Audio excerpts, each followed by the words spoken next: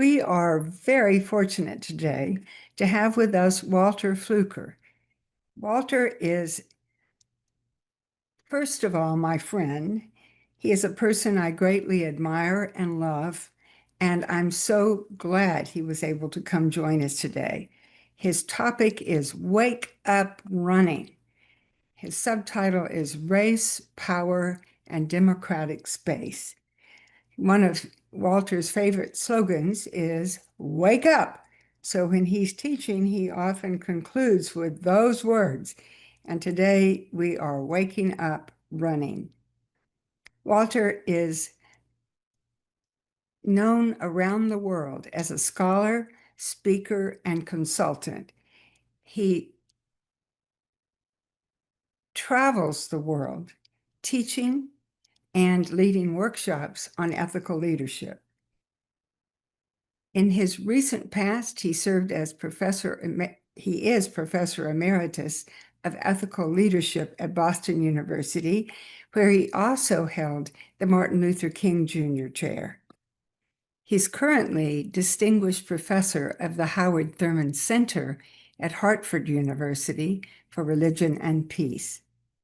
Dr. Fluker is also the editor of the Howard Thurman Papers.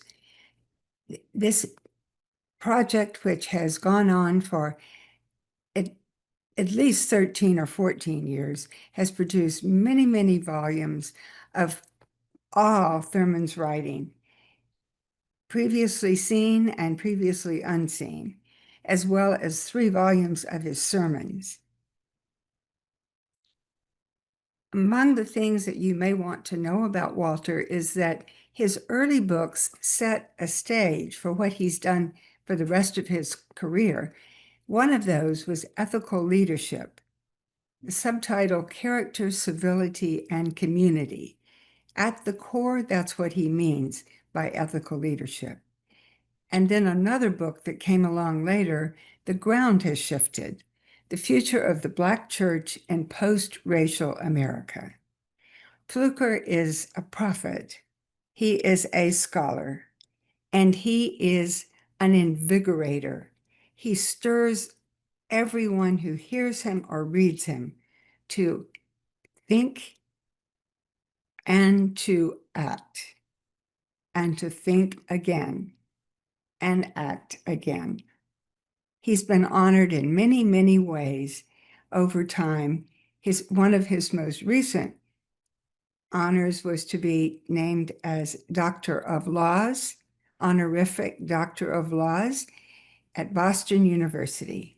He much earlier had earned his PhD at Boston University, and now he's been honored with this new title. Walter is married to Sharon Watson Fluker, and I have to mention her because she has served young people for decades. She has particularly been a mover and shaker in motivating young people into and supporting young people who face particular obstacles. That includes young people of color. It includes young people who've come from backgrounds that haven't given a lot of support for what they want to do. Sharon is a leader in her own right, an ethical leader. And we are grateful to have Walter Fluker, who loves his family as well as the people he serves. We are so glad you're here, Walter. Take it away. Thank you, Mary Elizabeth, and thank you, Richard, for setting us up. Um, I was laughing, Mary Elizabeth, because you called me distinguished, and I had a memory. I remember years ago I was in South Africa, and I was the distinguished lecturer on human rights or something like that. And so at the end of the lecture, a little girl came up to me and she said, "Are you the extinguished professor?" And that's what I was thinking. I said, yeah, I'm probably closer to the latter now. But thank you very, very, very much. I'm glad to be with you all, and I'm glad to have this opportunity to share. I'm coming to you from my study which means I'm at home. And I'm here in Atlanta, Georgia, where the last time I checked, it was 90 degrees. I don't know what the temperature is where you are, but we're not just hot here, it's hot and humid. And I'm trying to find a way just to stay cool, both in spirit and in body. In the earlier announcement that I sent to Mary Elizabeth, I shared that I would be reading from the introduction to a new manuscript, which is now in the hands of my agent finally, that I've been working on as a sequel to my 2016 book, The Ground Has Shifted.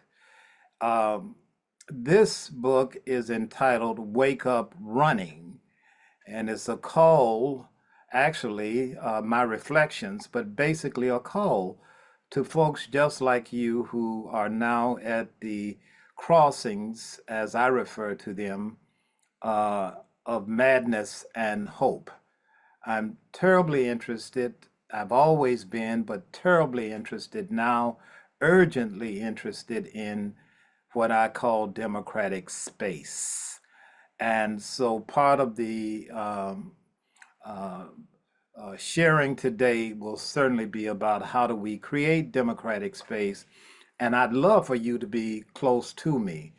I also want to give you some context. I will actually read today from what has been designated now as chapter 7 of the book, and it's entitled Running to a New Home.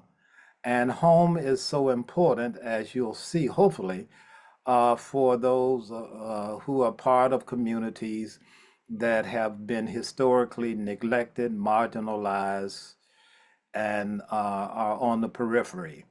So, running to a new home, I'll try to be as concise as possible, but I do want to give you some sense of where we're going. So, along the way, if I need to make a few side comments, I'll choose to do so.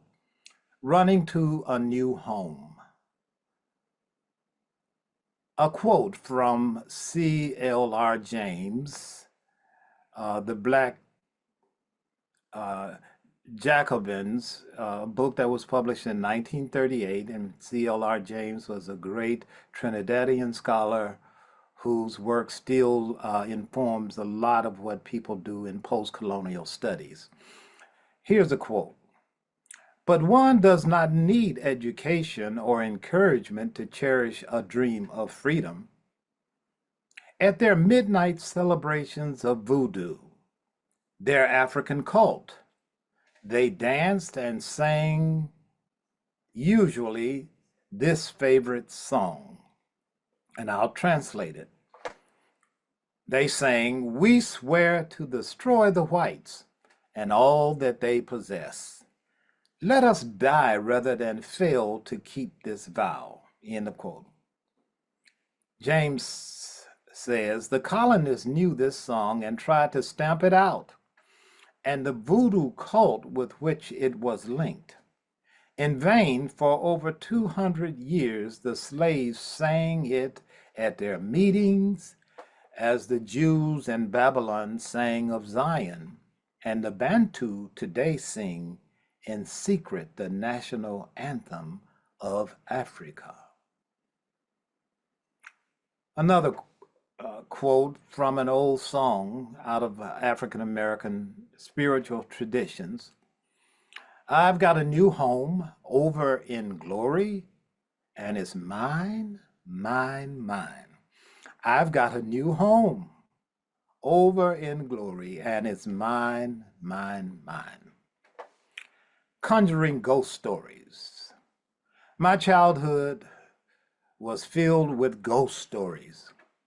Ghosts were at crossings everywhere, especially at sites of familiarity, in the churches, in the graveyards, in the woods, and in old vacant houses.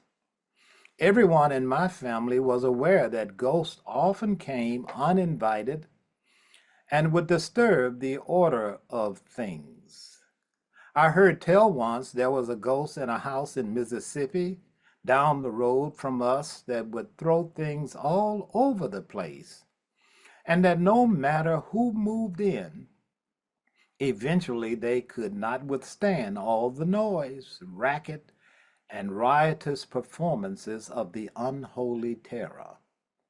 Ghosts, however, were not always terrible and frightening. Sometimes they were good to have around. My daddy once told us about a haint that appeared as a light and would lead people to hidden treasures, to the remains that old settlers had left in the fields, fields my folks worked for Mississippi plantation owners. Sometimes ghosts would offer aid and assistance in the fight against one's enemies, foreign and domestic. For example, the 18th century Jamaican Maroon leader Queen Nanny, also known as Nanny of the Windward Maroons, was a clever military strategist and an obey woman who used her ancestral knowledge and spiritual gifts to successfully lead her community of formerly enslaved Africans in sustained resistance against the British colonial forces during the First Maroon War from 1728 to 1739. Haitians credit the 1791 Maroon victory over the French under the leadership of Toussaint Louverture and Francois Macandal, a voodoo priest, to the presence of unseen armies that fought alongside the first successful black rebellion in the modern world. Similarly, Nat Turner, the leader of a rebellion with over 60 enslaved Africans in Southampton County, Virginia, in August 1831, left a bloody carnage fulfilling the prophet's vision of white spirits and black spirits engaged in battle. I learned early that ghost stories could be both helpful and dangerous.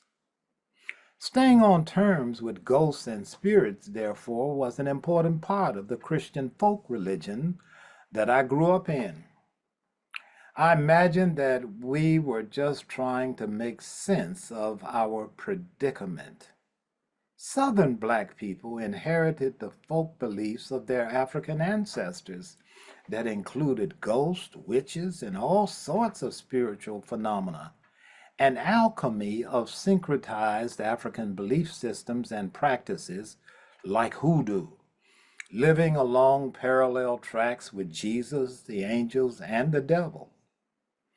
But looking back over those early years, I am convinced that given our lot in life as lepers, untouchables, foul, and profane things separated from the good living of plantation owners, the good living that we made possible, we needed ghostly narratives to help us fashion our lives in the in-between spaces of life and death.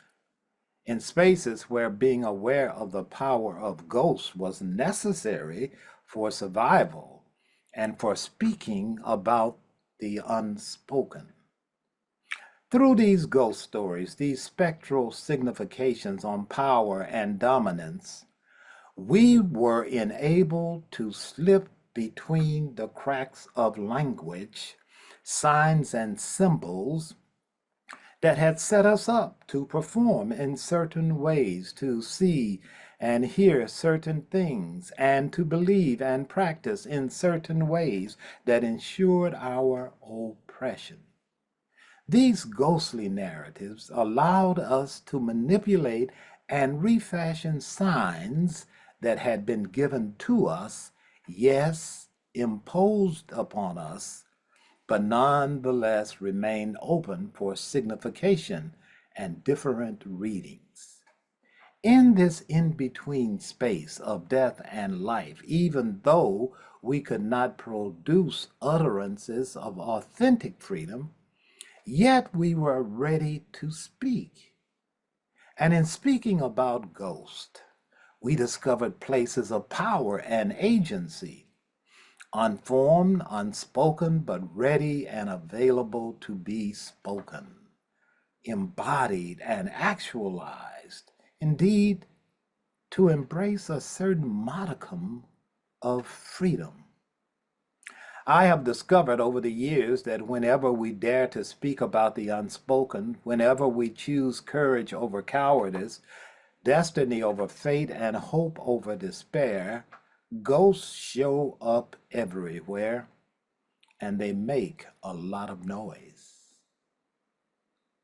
We were not alone in our conjuring of ghost stories. There were other ghostly narratives that were concocted to frighten, confuse, and dominate.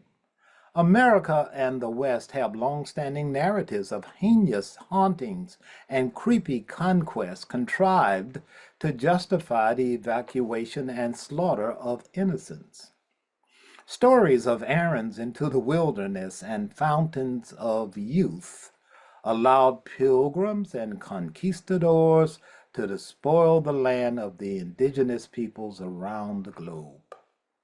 Ominous, eerie theological constructions of bestiality and subhuman primitives justified enslavement and promoted the devastation of cultures that did not fit into the sanitized characterizations of whiteness and the aesthetics of European hegemony.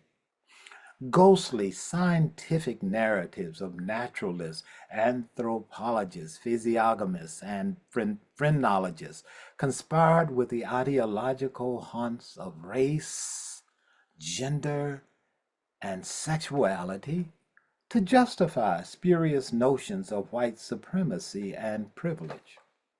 Small wonder then that we still witness the power of these maniacal manifestations of ghosts that haunt the American house at sites of familiarity, public monuments, churches, town squares, tombstones, flags, parades, and the Capitol building, that assign contemporary lepers to designated spaces in the hierarchies of race, ethnicity, gender, class, and sexuality.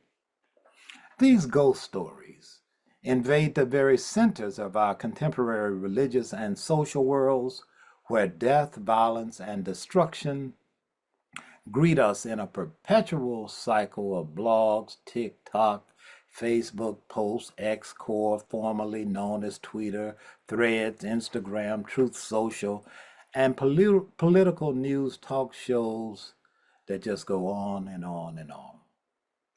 Unlike these old and new visitations of cultural hauntings, of violent American nationalist imaginings, I like to think of the ghost of my ancestors as remains, living traces or historical familiars who speak from places reserved for the dead.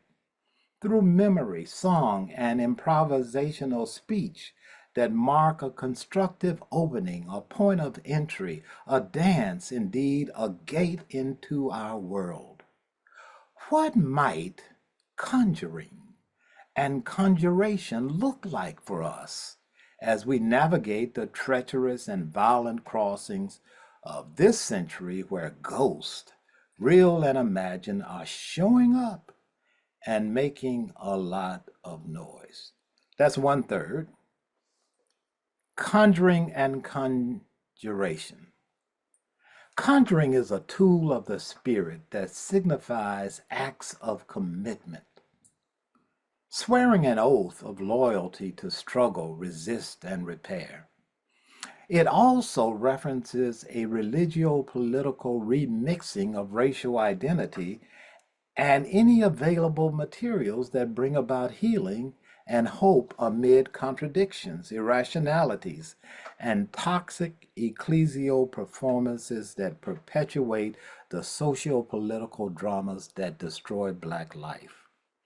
As I wrote in The Ground Has Shifted, we must posit race, in quotes, race itself as a conjuring tool in the creation of religious and political meaning.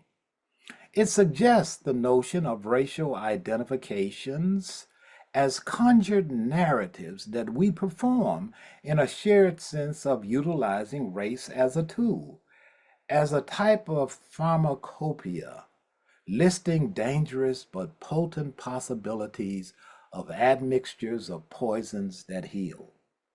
This involves the critical imaginative task of remembering and retelling our stories as a reappropriation and remixing of the past as history and as long memory. Conjuring is retelling and reliving our many layered and intertwined stories that garner a new sense of time, rhymes, and rhythms in and out epiphenomenal time, negotiating transcendence in search of a livable and flourishing future.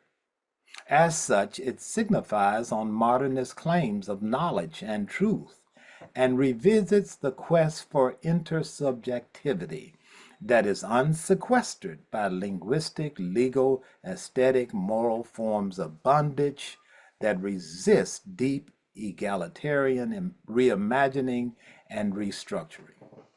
A key that helps us to gain access to this pragmatic, spiritual, and ethical approach, conjuring, is the African American genius of appropriation, remixing, birthing new collectivities, and bodily improvisations of mood, more like jazz, hip hop, or blues performance. Conjuring new narratives through hip hop and rap, for instance, can lend insight into contemporary cultural hauntings and struggles for the liberation of the body and mind from oppressive imperialistic narratives of disinformation perpetuated in the name of democratic freedom. Kendrick Lamar's iconoclastic performance at the 2025 Super Bowl utilized creative, aesthetic, metaphorical, cultural, and linguistic tools to summon concealed truths hidden in the artifices of history and memory. His revealing excursion into the ghostly American past and present showcased the actor Samuel L. Jackson in blackface, literally and figuratively, as Uncle Sam, who simultaneously introduced and criticized Lamar and his performers for being, quote, too loud, too ghetto, and too reckless, read too black, to play the game. This moment of symbolic running, resistance, and reclamation against the backdrop of a set designed as a PlayStation included choreographed rebellious movements of dancers dressed in red, white, and blue. As a protester unfurled the flags of Sudan and Palestine, the defiant performance unmasked the underlying tension of the fragility and control of empire in the presence of the President of the United States of America. Emily Towns' conjuring work of love and justice, of living into what she calls the everydayness of moral acts as an act of commitment to creating and cultivating democratic space, is indispensable for the new movements of running, resistance, and reclamation of our bodies. Given the ways in which many African Americans and other formerly colonized peoples have fallen into the ideological traps of the dominant culture and have become the embodiment of habits and practices that are antithetical to their own interests, the reclamation of the body is paramount, especially the ways in which ghostly narratives of subjugation have taught many to hate themselves through bodily stereotypes produced by what Towns calls the fantastic hegemonic imagination.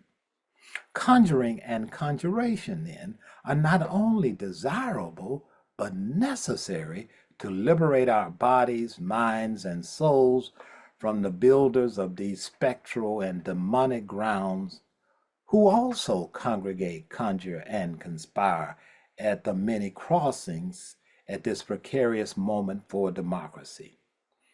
Leaders and activists need communities of healing love extended empathy, and unswerving resiliency that conjuring and conjuration can yield. I've written elsewhere about Howard Thurman's shamanistic practices, insights, and especially the ways in which he ministered to activist leaders on the run. Thurman represents a long line of healers and teachers in syncretized African American religious traditions that brought their own cosmological frameworks and maps of meaning to running, resistance, and reclamation.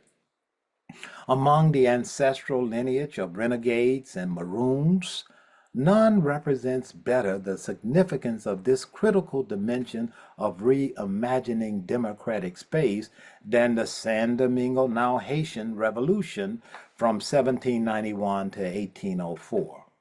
Most scholars agree, with different interpretations, that African religious practices like voodoo, obey, and conjure provided the symbolic and social infrastructure that mobilized enslaved Africans in their struggles for independence from European colonialism. However, Harvard scholar Lauren Du Bois observes, and I'm quoting, though religious practices facilitated and spurred on insurrection, it was only their combination with careful political organization that made the 1791 uprising successful. Critical to their successful rebellion was their commitment to congregating, conjuring, and conspiring together in spaces of strategic surveillance and watchful cautiousness, places where their souls could find a hiding place. In addition to the practice of swearing an oath or making a binding commitment, conjuration also implies a conjuring trick, diversion, hiding, sometimes in plain sight.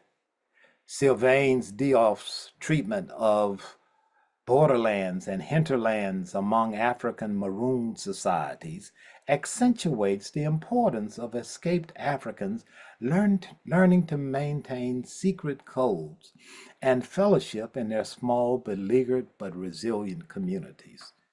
Diouf relates how finding one's way, I'm quoting, to a maroon community was also done singularly, but with information passed on by former maroons who shared their experiences, stories, knowledge, and talked about hiding places. Caution was essential because no one, even fellow enslaved persons, could not be trusted blindly because most conspiracies, revolts, and paths to maroon settlements throughout the hemisphere were revealed by people who acted as spies from the start or were coerced into betrayal.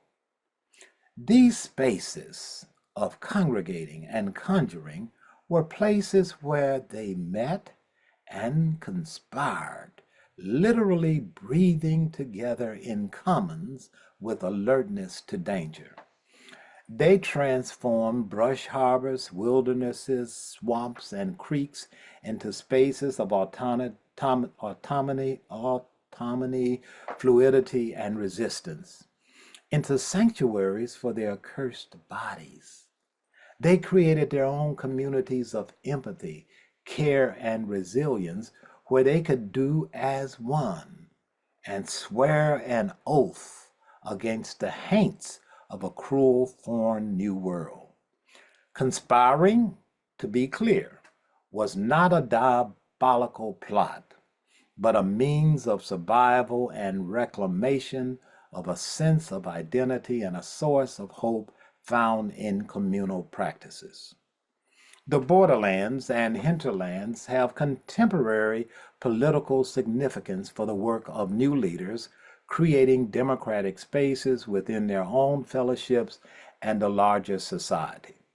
For African Americans, this means a deeper conversation within our religious communities about what it means to be saved and what it means to find sanctuary in the protection and watchfulness of shared commons.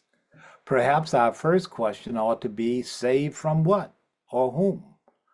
We do not need a devil with a pitchfork or the threat of burning in an eternal lake of fire day and night to discuss what it means to be saved. James Cone and others taught us that the devil that we should fear is not the one who cast our souls into hell. Rather, it is the ever-present social and political reality of white supremacist ideology that damns our bodies and souls to perennial social misery. Cone also helps us to better understand the two dominant ideological and cultural antecedents that have prevented the church and political leaders from finding commons. I'm going to spare you this long discussion on Martin and Malcolm. I want to go forward just for a minute, but I'm basically arguing here that Black leaders might want to return to a conversation about ways in which integration, Black consciousness, Pan-Africanism, and Black nationalism can be synthesized into a new form. But that's for another day. I'm interested now in summing up some ideas that may help us to think together, because I'm sure that some of this may be new language for some, but I hope interesting for others. In summary, conjuring and conjuration teach us very important lessons for our runs to democratic futures in the 21st century. One is that conjuring calls us into binding commitments and loyalties to the collective, to the we, not to individualized, personal, self-interested pursuits of power and imitation of the master narratives that we are called to resist. Far beyond a magical act of becoming successful, conjuring provides concrete proposals for collective action that creates communities of resistance and resilience. It is more than a binding ethical obligation to seek justice and reparation. Rather, it is a relational, liberating spiritual practice of caring for and sharing with others in community. Again, this is what Emily Towns is calling the everydayness of moral acts, running moral errands, doing the mundane things when needed and destiny, when need and destiny call, being faithful to the implied covenant, serving without grandiose plans of achieving greatness in the master's gaze, and not seeking to be in the front of the parade, but just running our errands faithfully, which will be treated in another section of my manuscript. This important and urgent practice of persistent, everyday moral acts demand attention to the cultivation of spiritual political imagination, an inheritance that is bequeathed to all peoples who are committed to democratic space. Second, we must treat the biological fiction of race as a pragmatic tool, as an ethical pharmacon, a poison and a cure, not as an identity trap that alienates the other and oneself from the power of history and memory, because our histories are complex, rhizomatic, and intertwined.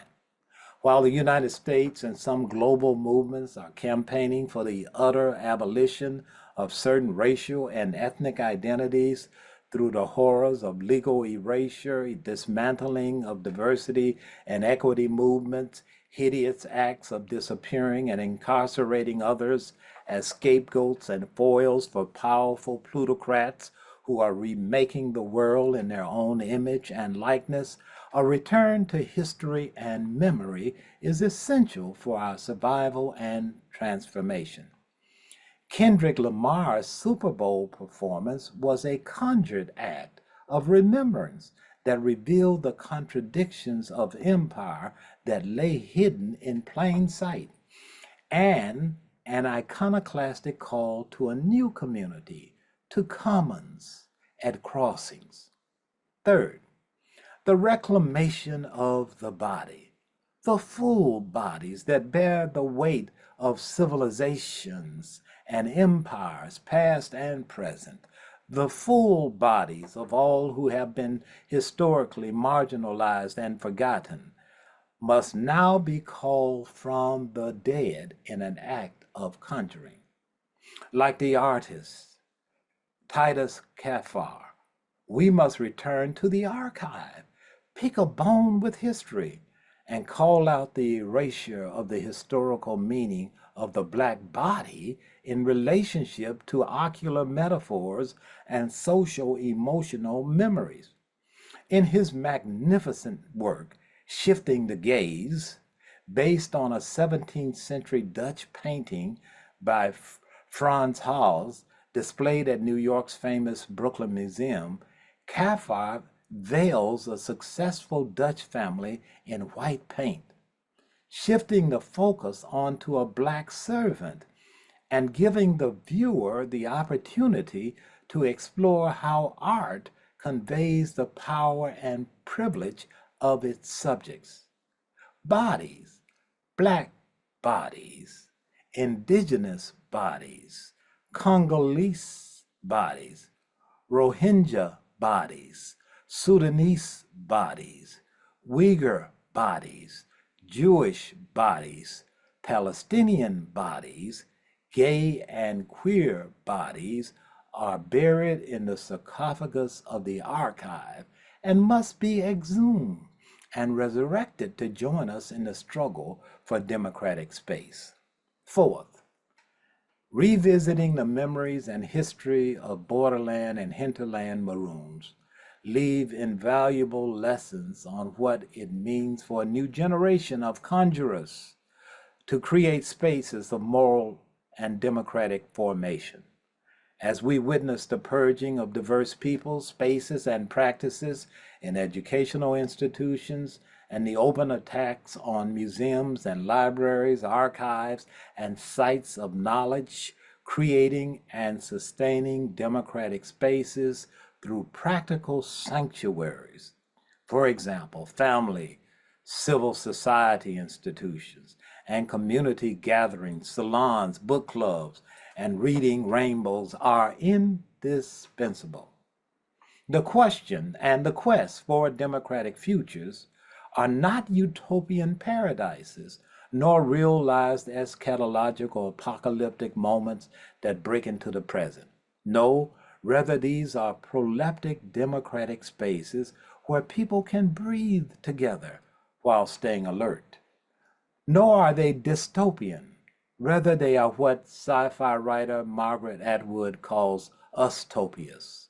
She writes, ustopias is a world I made up by combining utopia and dystopia, the imagined perfect society and its opposite, because in my view, each contains a latent version of the other. The lesson here is to create contemporary ustopian Maroon communities, some embedded within the oppressive systems, subverting them from below through care, code, and commitment, and others on the margins of society, always engaged in the perennial search for home. These are not contradictory ideals, but complementary strategies for agitation, recreation, and reimagining democratic futures. Collectives, commons, are spaces where this kind of practical and responsible work is possible as we construct small, discrete, but interconnected communities that persist over time. Conjuring, in this sense, requires long memory, remembering, retelling, and reliving our stories, not as nostalgia, but as strategic options.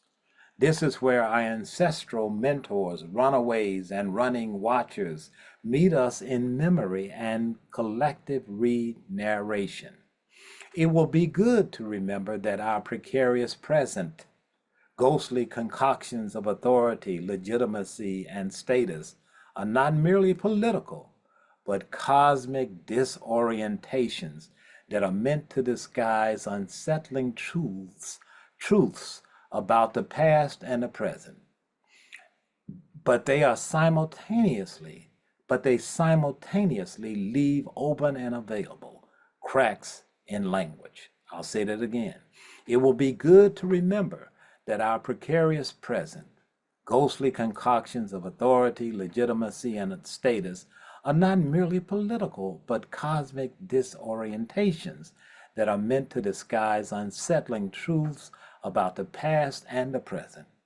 But they simultaneously leave open and available cracks in language, signs, and symbols that are open for reinterpretation and recasting of characters in a re-narrated spiritual and material quest for home.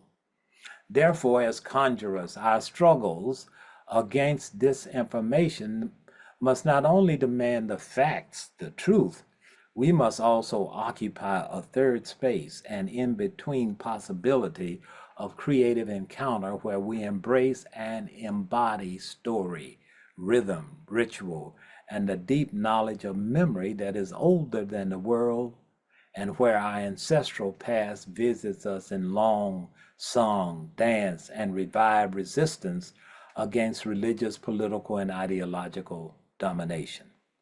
We are at very dangerous crossings in this strange and bewildering moment.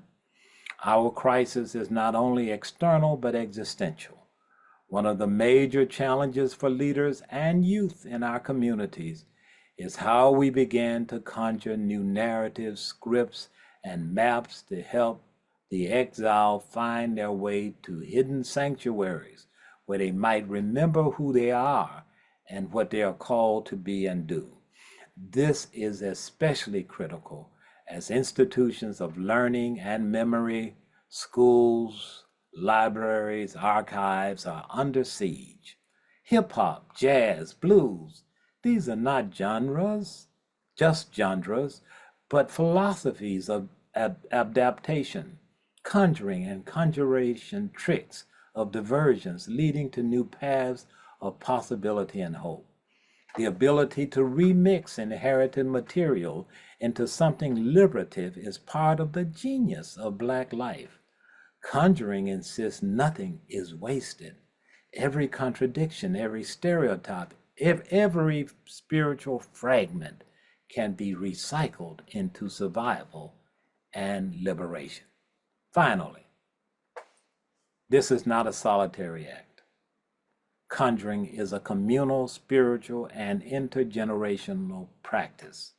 It involves remembering ancestors and martyrs and traffickers in human cargo and scavengers of Black flesh, listening to the cries of our youth and building alliances with those who seek justice across different traditions and identities. The work of conjuration is sacred choreography at the crossings, calling forth a better world from the chaos of this one. Thanks for being patient and listening.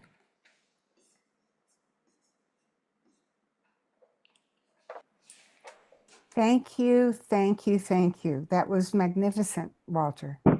Again, you are gifted as a poet and you are gifted as a proclaimer of the past and future meeting. Thank you. Well, thank you. Tandeka has her hand up, so take it away, Tandeka. Oh, it's so good to see your hand up. Hello. Such a pleasure and an honor, Walter. Hello, and thank you. Listening to you, I should lower my hand. Listening to you brought to mind one of my favorite, perhaps, if not the favorite, philosophic text of American philosophy, Amira Baraka's Blues People. Oh. Because it's a philosophy of adaptation, right? Wow. In which his question is, how did the Africans enslaved turn from looking to try to get back to Africa to looking to America as their new home. And Wow. he traces it, as you know, through music. So Right. my question to you is this, because I'm so inspired by your use of the in-between as this democratic space. So this is my question to you, and it's framed in this way. You say that we know that the race is a biological fiction. Well, yes. You also say we have to return to history and memory to retrieve ourselves. And you're calling for a synthesis. So I'm framing my question for you in terms of Frantz Fanon's Black Skin, White Mask, in which he says, as you know, if you say you are a Black man, you're not a man. If you say you are a white man, you're not a man. Because the purpose of being man, and this is the language here, the purpose of being man is to find out what it means to be part of the cosmos. Absolutely. And thus, he treated, as you know, colonialization, Black or white, as a way of entrapping souls instead of freeing them. The first time I read his book, I knew it was the most important thing I'd ever read in terms of race, and I knew that I didn't understand it. So my question to you, I had to read it several times because he insisted upon a change of vocabulary about race so that we do not epidermalize an economic issue. My question to you is this, and it points to what you hinted at, but said you couldn't go into now, which is your call for a synthesizing of various terms we as African Americans have used to delineate our consciousness. And Charles Long, as you know, gets to the religion of opacity. Again, so my question to you is this. As we move into this in-between space, this democratic space, do we not, like as in therapy, have to go back through our history and back through our memory? Because we're always cultural people, but we don't want to concretize it in a way that's false. Right. So perhaps you are hinting at this, that our trek into memory is to get us back to humanity without negating at all our own history, but demonstrating what it means to be truly free. Wow. And that requires very delicate surgery. So I take Fanon seriously. In Black Face, White Mask, I always get the words turned around. But the third chapter, the Negro and his language, he has an incredible statement there. He says, and I'm paraphrasing, of course, when you learn the language of a culture, you embody the weight of its civilization. He says that the Algerians had become so French that even their face had become French. Their gesticulations were French. You know, the power of language and symbols. And so how do you create or enter this space that we're talking about, where we are human? That is the struggle to get home. That is home. For the unhomely, another chapter uses Homi Bhabha's idea of the unhomely. A run for home is for the unhomely. But my thinking along this line is we must first take seriously the critical bondage that entraps us into language that holds consciousness in bondage. Okay, so I'm saying let's posit race, since we all know it's a biological fiction, except for some people in this country right now. Clearly that's not true for them. But for people who are thinking, we know that that's biological, it's a fiction.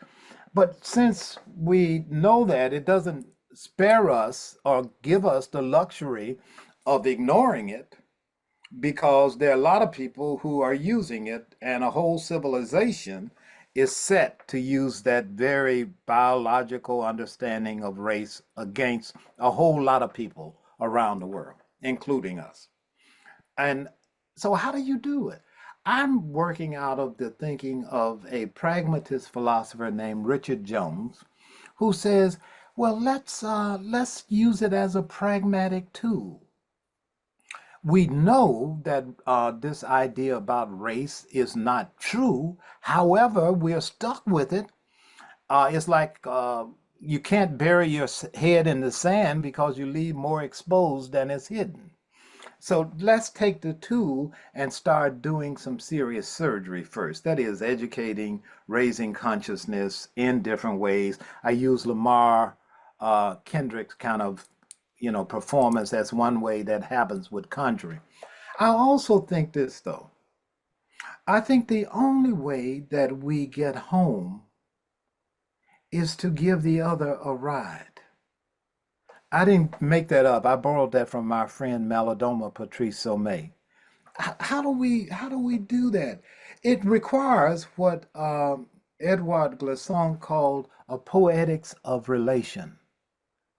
I must find you, and I must find you in myself, even if you were raised in China, or if you were raised on the moon.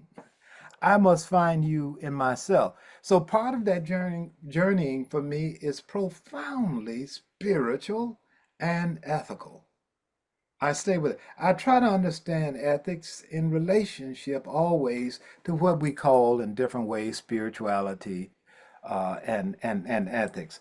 I'm most interested in how I find you. And so here, my last statement on this is I return to this notion of commons. I couldn't talk about it here because I would have taken all your time.